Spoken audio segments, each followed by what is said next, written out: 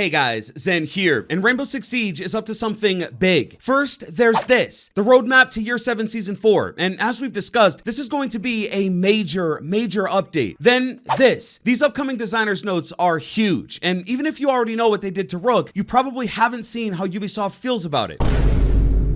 Yes, for all the Zofia mains crying about this change, Ubisoft is showing no mercy. And this, Rainbow Six Mobile. They've detailed a brand new mode, and if you've ever touched Rainbow Six Siege, you're gonna wanna know all about it. But there's also just one new operator. The most important part of any new season will never come as a pair again, and the R6 community has made it clear that with only one new operator per season, new content gets devoured early, and everyone is left wanting more. But one major FPS game just proved to this industry that a sequel to a mainstream shooter can be done, and it's got a lot of people talking about the prospect of Rainbow Six Siege 2. Guys, this video has everything you need to know about Rainbow Six Siege, these gigantic updates, and even what's coming next. Let's get into this. But first, guys, a quick word from this video's sponsor, Monster Legends. Guys, Monster Legends is an incredible free-to-play mobile game that's available on all of your devices. There are over 1,000 monsters to collect, and just like Rainbow Six Siege, they're all unique with different elements and rarities. And you can always add to your monster empire because they've got new monsters coming out every single week. Imagine if we got a new operator every week. You can also breed these monsters with other monsters and create all new species. Then once your monster babies are hatched, you can feed them to evolve, level them up, and boost their powers with runes, relics, and talents. Now, my favorite part is of course the PvP. Load up your best team of monsters and face off for trophies, rewards, and reach the top of the league. And guys, Monster Legends has teamed up with The Walking Dead and have created 6 new monsters inspired by the heroes, Rick, Daryl, Michonne, Negan, Carol, and Maggie. Guys, don't miss out on collecting these amazing Walking Dead monsters to take your game to the next level. And so guys, click my link in the description or scan the QR code to get a head start with a special free starter pack. You'll get 100,000 gold, 20,000 food, 3 gems, and Mothman for a limited time. Cheers. So guys, next up for Rainbow Six Siege is Year 7 Season 4, the final content update for Year 7 before we jump into Year 8. It's a big deal, and it's because if all goes as planned, both Cross Progression and Rank 2.0 will be making a debut this season. And yes, there is of course the leaked operator Solus from Colombia with a set of unique goggles that tracks the enemy, plus the permanent arcade mode and an all new map. It's stacked, and there's a lot to know, and Ubisoft finally announced when it'll be shown off, and it'll be here at the 6 Major. The Pro League and DreamHack have partnered up and will host the 6 Major in Sweden, and just like every other major, this is where we'll learn all about Solus, the brand new map, and everything else for Season 4. On top of this, you'll be able to get your hands on a brand new 6 Major bundle for Habana, with 20% of the proceeds going directly to the prize pool of the event. Guys, this is where another major champion will be crowned, and we'll get a better idea at what rosters will make it to the granddaddy of competitive R6 at the 6 Invitational, which will also house the reveal for the entirety of Year 8 of Rainbow Six Siege. Next up are the designers notes and the Year 7 Season 3.3 update. Now, recently, the biggest news that's been ultra divisive here has been with Rook. His biggest update to date allows him to give every single one of his teammates withstand or self-revive. No matter what, if you're downed and have a Rook armor vest on, you can pick yourself back up and get right back to work. And it's unlike any other withstand in the game, because it isn't just for Rook, and it doesn't require any special timing or setups. At the beginning of the round, Rook hands out his vest, and everyone, like all defenders, get withstand. If it were just Rook, it wouldn't be so notorious, even if Zofia mains are a bit salty. But because it's everyone,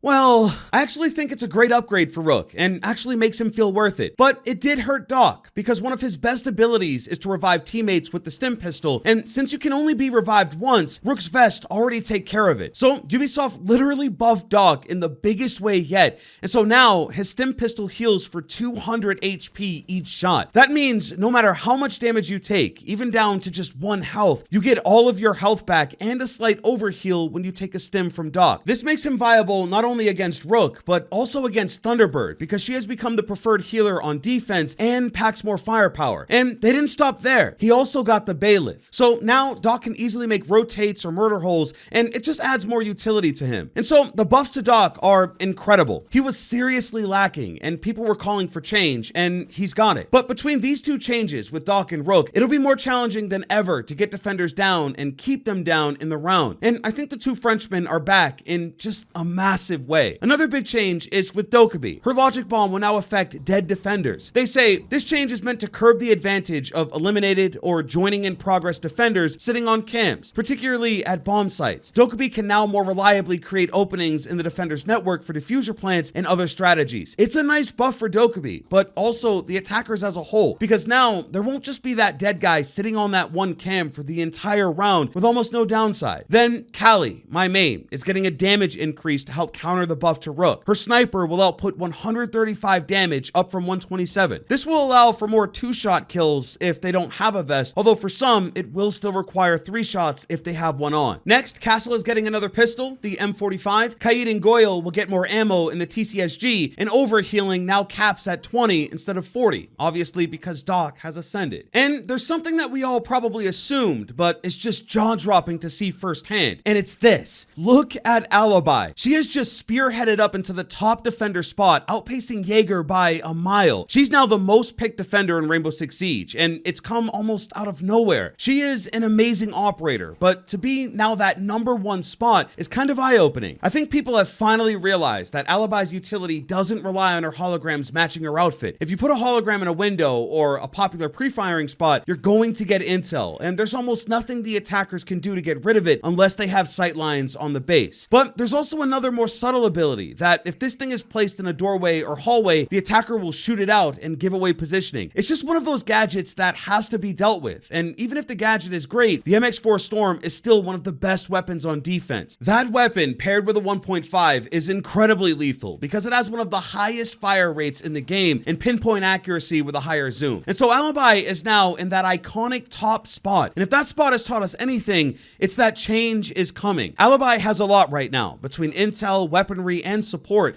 and so it's possible that they remove the Bailiff as a start or reduce her hologram count by 1 to balance things out. Now, over on the attacking side, Zofia is doing much better, but the big surprise is actually Zero. He's all the way down here. I mean, he's the lowest on the graph, which means he's not being picked all too often, and when he is picked, he's not winning a ton, and it's actually kind of crazy. In my opinion, Zero has a top 5 weapon loadout. Like, the SC3000K is a monster assault rifle and gets as high as a 2.0 scope, and his other option is the MP7 with a 1.5. It's lighter, snappier, and can be deadlier in close range situations, and so I absolutely love running that option. He also gets a Gon 6 and hard breach charges, and so Zero is a utility crate with so many viable options to choose from. But for me, I also love his Argus cams. However, this is where I think most people find him lacking. That bright green light is so obvious, and also the sounds they make once they're deployed are so recognizable that it's tough to get them in a usable position. On site, they're pretty much useless unless you have perfect timing, and so most times I post them up as a flank cam, and that can do the trick. But I agree with those that say they need a bit of a rework to be more effective, and I think a more subtle green glow, kind of like Valk's cams, could help over a constantly blinking green light. Zero could easily be a top operator, and even with the cams not being ultra popular, it's still kind of crazy that ops like Glaz and Sense are actually outperforming this incredible operator. And guys, it's the operators that form the DNA of Rainbow Six Siege. Now that the game is pushing into year 8, there are over 60 operators, all with unique abilities and backstories that people have gotten invested in. How do you take all of that progress and investment and build something new from the ground up for a more modern experience? How do we get to Rainbow Six Siege 2? Well, another massive mainstream shooter just released, and somehow they answered that exact question. Overwatch 2 is now out, and just like Rainbow Six Siege, they've got a host of characters that are a part of the game that all serve a unique purpose. And what they've done is brought over the vast majority of them, added them back into Overwatch 2, and introduced 3 new characters all at the same time. What this has done is introduced a brand new game to an all-new audience with a massive roster of characters that veterans are familiar with and new players can continue to learn. Now, it may seem like Overwatch 1.5 to some, but they've built it on new tech, given the game some valuable upgrades, and even tweaked the formula from what they learned with the first game. And they're not the only ones to do it. Bungie also was able to accomplish this by transitioning Destiny 1 into Destiny 2, and they realized that the game had to be upgraded to secure its future. And as Siege players, we all know that it's time for a new game. The devs on Siege have been honest in saying that Siege has technical debts, and for Siege 2, for a lot of us, it's not about an all-new roster or operators and tons of new gadgets. It's about a stronger anti-cheat or less bugs after each update, more consistent content, and less delays. Overwatch 2 is the new free-to-play foundation that's breathed new life into Overwatch, and people are now looking at Rainbow Six Siege to make that same jump. And to wrap this one up, there is still the mobile counterpart to Rainbow Six Siege with Rainbow Six Mobile, and they've announced announced their most Siege-like experience yet with Veteran Mode. Essentially, this is the mode that plays most like Rainbow Six Siege. There's no red outlines, it's best of 5, and has a faster time to kill. If you're, well, a veteran of Siege, this is made from the ground up just for you. And guys, that's it. Once again, thanks to Monster Legends for sponsoring. And guys, don't miss out on grabbing these Walking Dead monsters and free starter pack that'll speed up your progress with the link below. Leave a like if you enjoyed, and I'll catch you guys in the next one. Hey, I'm out.